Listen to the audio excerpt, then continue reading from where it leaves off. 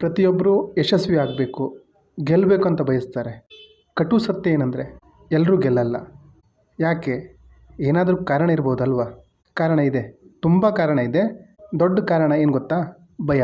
ಮನುಷ್ಯನಿಗೆ ಯಾವ ರೀತಿ ಆದರೂ ಭಯ ಹೋಗಿಬಿಟ್ರೆ ಆ ವ್ಯಕ್ತಿ ಶಕ್ತಿಶಾಲಿ ಆಗ್ತಾನೆ.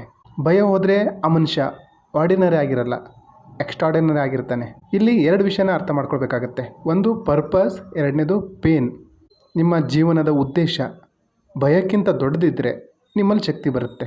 ಉದ್ದೇಶ ದೊಡ್ಡದಿದ್ದರೆ ಭಯ ಸಣ್ಣದಾಗುತ್ತೆ, ಶಕ್ತಿಯ ಅನುಭವ ಆಗುತ್ತೆ. ನಿಮ್ಮ ಹತ್ರ ಶಕ್ತಿ ಇದ್ದು ಸರಿಯಾದ ಪರ್ಪಸ್ ಇಲ್ಲ, ಉದ್ದೇಶ ಇಲ್ಲ ಅಂದರೆ ಡಿಸ್ಟ್ರ್ಯಾಕ್ಟ್ ಆಗ್ತೀರಾ. ಶಕ್ತಿನೇ ಬೇರೆ, ಕಂಟ್ರೋಲ್ ಇರೋದೇ ಬೇರೆ. ನೀವೊಂದು ಕಾರು ಓಡಿಸ್ತಾ ಇದ್ದೀರಿ ಅಂದ್ಕೊಳ್ಳೋಣ, ಸ್ಪೀಡಾಗಿ ಓಡಿಸ್ತಾ ಇದ್ದೀರಾ, ಕಂಟ್ರೋಲ್ ಇಲ್ಲ, ಏನಾಗುತ್ತೆ? ಹಾನಿ ಮಾಡ್ತೀರಾ ನಿಮಗೂ ಇತರರಿಗೂ. ನಿಮ್ಗೆ ಎಷ್ಟೋ ಸಲ ಅನಿಸುತ್ತೆ ನೀವು ಎಲ್ಲಿದ್ದೀರೋ, ಯಾವ ಪೊಸಿಷನ್ಲಿದ್ದೀರೋ, ಇದಕ್ಕಿಂತ ಇನ್ನೂ ಚೆನ್ನಾಗಿ ಇರ್ಬೋದಿತ್ತು ಅಂತ. ಎಲ್ಲಿ ಸಮಸ್ಯೆ ಇದೆ? ಯಾಕಾಗಿಲ್ಲ? ಯಾಕಂದರೆ ನೀವು ಇನ್ನೂ ಕಲೀಲಿಕ್ಕೆ ತಯಾರಿಲ್ಲ, ಇನ್ನೂ ಬೆಟರ್ ಆಗಲಿಕ್ಕೆ ತಯಾರಿಲ್ಲ. ಮಾಡೋ ಕೆಲಸ ಯಾವ ರೀತಿ ಇರುತ್ತಂದರೆ ಅರ್ಧ ಬಂದ ನಂಬಿಕೆ, ಅರ್ಧ ಸಮರ್ಪಣೆ, ಅರ್ಧ ಶ್ರಮ. ಮಾಡಲಾ ಬೇಡವಾ ಅಂದರೆ ಯಾವುದೂ ಪೂರ್ಣ ಪ್ರಮಾಣದಲ್ಲಿ ಇಲ್ಲ. ಪೂರ್ಣ ಪ್ರಮಾಣದಲ್ಲಿ ಇದ್ದಾಗ ಯಶಸ್ಸು ಪೂರ್ಣ ಪ್ರಮಾಣದಲ್ಲಿ ಸಿಗುತ್ತೆ. ಅರ್ಧ ಮೆಂಟಾಲಿಟಿಯಿಂದ ಸಕ್ಸಸ್ ಸಿಗಲ್ಲ. ಈ ಯಶಸ್ಸು, ಸಫಲತೆ ಅಂದರೆ ಏನು? ಈ ಸಕ್ಸಸ್ ಅಂದರೆ ಏನು? What is success?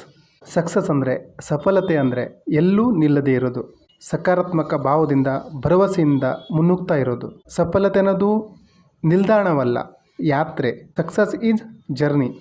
ಕೆಲವೊಬ್ಬರು ಏನು ಮಾಡ್ತಾರಂದರೆ, ನನಗೆ ಗೌರ್ಮೆಂಟ್ ಕೆಲಸ ಆಯಿತು, ಸಕ್ಸಸ್ಸು, ಒಳ್ಳೆ ಕೆಲಸ ಸಿಕ್ತು, ಸಕ್ಸಸ್ಸು, ಲೈಫ್ ಸೆಟಲ್ ಆಯಿತು ಅಂದ್ಕೊಳ್ತಾರೆ. ಎರಡು ಥರದ ಸಫಲತೆ ಇರುತ್ತೆ. ಒಂದು, ನೀವು ನಿಮ್ಮ ಕುಟುಂಬಕ್ಕಾಗಿ, ಪರಿವಾರಕ್ಕಾಗಿ ಸಫಲರಾಗೋದು. ಎರಡನೇದು, ತುಂಬ ಕುಟುಂಬಕ್ಕಾಗಿ, ತುಂಬ ಜನರಿಗಾಗಿ ಸಫಲರಾಗೋದು. ಒಂದು ಸಣ್ಣ ಯಶಸ್ಸು, ಸ್ವಾರ್ಥದ ಯಶಸ್ಸು. ಇನ್ನೊಂದು ದೊಡ್ಡ ಯಶಸ್ಸು, ದೊಡ್ಡ ಪರಿಧಿ. ನೀವು ಸಕ್ಸಸ್ ಆಗೋದಷ್ಟೇ ಅಲ್ಲ, ಇತರರನ್ನು ಸಕ್ಸಸ್ ಮಾಡಿಸ್ಬೇಕು. ಜನರ ಜೀವನದಲ್ಲಿ ವ್ಯಾಲ್ಯೂ ಆ್ಯಡ್ ಮಾಡಬೇಕು, ಅವರಿಗೆ ಉಪಕಾರ ಮಾಡಬೇಕು. ಆವಾಗಲೇ ಅದು ನಿಜವಾದ ಸಕ್ಸಸ್ ಆಗುತ್ತೆ.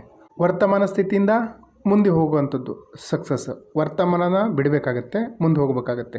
ನಿನ್ನೆ ಹೇಗಿದ್ವಿ ಅದಕ್ಕಿಂತ ಇವತ್ತು ಬೆಟರ್ ಆಗಬೇಕು. ಇದು ವರ್ತಮಾನ ಬಿಡೋದಂದರೆ. 6 ತಿಂಗಳಿಂದ ನೀವು ಯಾವ ರೀತಿ ಇದ್ರಿ, 6 ವರ್ಷದ ಹಿಂದೆ ಯಾವ ರೀತಿ ಇದ್ರಿ, ಈಗ ಹೇಗಿದ್ದೀರಾ? ನಿನ್ನೆಗಿಂತ ಇವತ್ತು ಬೆಟರ್ ಆಗಿದ್ದೀರಾ? ಆಗಿಲ್ಲ ಅಂದರೆ ನೀವು ಮುಂದೆ ಹೋಗ್ತಾ ಇಲ್ಲ ಅಂತ ಅರ್ಥ. ನಾನೆಲ್ಲಿದ್ದೀನಿ, ಸಫಲತೆ ಅಲ್ಲಿದೆ. ಈ ಮಧ್ಯದ ಯಾತ್ರೆ ಏನಿದೆ ಅದೇ ಸಫಲತೆಯ ಮೂಲ. ಅಂದರೆ ಚೇಂಜ್. ಯಾರಿಗೆ ತೂಕ ಇಳಿಸಬೇಕು ಅವರು ಚೇಂಜ್ ಮಾಡ್ಕೋಬೇಕಾಗತ್ತೆ. ತಮ್ಮ ಡಿಸ್ಲೈಕ್ನ ಚೇಂಜ್ ಮಾಡ್ಕೋಬೇಕಾಗತ್ತೆ, ಹ್ಯಾಬಿಟ್ನ ಚೇಂಜ್ ಮಾಡ್ಕೋಬೇಕಾಗತ್ತೆ. ಯಶಸ್ಸಿನ ರಹಸ್ಯ ಅಡಗಿರೋದೇ ಈ ಚೇಂಜ್ ಅನ್ನೋ ಪದದಲ್ಲಿ. ಯಾಕೆ ಕೆಲವೊಬ್ಬರು ಯಶಸ್ವಿ ಆಗಲ್ಲ ಅಂದರೆ, ಅವರು ಚೇಂಜ್ ಮಾಡಿಕೊಳ್ಳಿಕ್ಕೆ ಸಿದ್ಧರಿರಲ್ಲ. ಹಾಗಾಗಿ ಯಶಸ್ಸಿನ ಬಗ್ಗೆ ಯೋಚಿಸೋರೆಲ್ಲ ಶ್ರೀಮಂತರಾಗಲ್ಲ, ಯಶಸ್ವಿನೂ ಆಗಲ್ಲ. ಕೆಲವೊಬ್ಬರು ಚೇಂಜ್ ಆಗ್ತಾರೆ. ಯಾವಾಗ ಗೊತ್ತಾ? 2 ಕಂಡೀಷನಲ್ಲಿ. ಒಂದು ಪ್ರೀತಿಯಲ್ಲಿ, ಇನ್ನೊಂದು ಮಜ್ಬೂರಿ ಅಂತಾರಲ್ಲ, ಒತ್ತಾಯಪೂರ್ವಕವಾಗಿ. ಅಲ್ಲಿ ಉದಾಹರಣೆ ಮೂಲಕ ಎಕ್ಸ್ಪ್ಲೇನ್ ಮಾಡ್ತೀನಿ ನೋಡಿ. ಒಬ್ಬ ಹುಡುಗ ಇರ್ತಾನೆ, ಲೋಪರ್ ಹುಡುಗ. ತಂದೆ ತಾಯಿ ಸಾಕ್ತಾ ಇರ್ತಾರೆ ದುಡ್ಕೊಂಡು. ಒಂದು ಸಲ ಏನಾಗುತ್ತೆ ಅಂದರೆ ತಂದೆ ತೀರೋಗ್ಬಿಡ್ತಾರೆ. ಆವಾಗ ಸಡನ್ನಾಗಿ ಆ ಲೋಪರ್ ಹುಡುಗ ಚೇಂಜ್ ಆಗ್ತಾನೆ. ಆಗಲೇಬೇಕು, ವಿಧಿ ಇಲ್ಲ. ಅವನು ತನ್ನ ಅಮ್ಮನ ತಂಗಿನ ಚೆನ್ನಾಗಿ ಸಾಕ್ತಾನೆ. ಇದು ಚೇಂಜು. ಅಂದರೆ ಜೀವನ ಒಂದೊಂದು ಸಲ ಹೊಡೆತ ಕೊಡುತ್ತಲ್ಲ, ಆವಾಗ ವಿಧಿ ಇಲ್ಲದೆ ಚೇಂಜ್ ಆಗ್ತಾರೆ. ಇನ್ನೊಂದು ಪ್ರೀತಿಯಲ್ಲಿ. ಆದಷ್ಟು ಪ್ರೀತಿಯಲ್ಲಿ ಚೇಂಜ್ ಆಗಿ, ನಿಮಗೋಸ್ಕರ, ನಿಮ್ಮ ಫ್ಯಾಮಿಲಿಗೋಸ್ಕರ, ನಿಮ್ಮ ಮಕ್ಕಳಿಗೋಸ್ಕರ ಚೇಂಜ್ ಆಗಿ. ಅದೇ ಉತ್ತಮ ಸಹ. ನನಗೂ ಆಧ್ಯಾತ್ಮಿಕದಲ್ಲಿ ಆಸಕ್ತಿ ಇತ್ತು.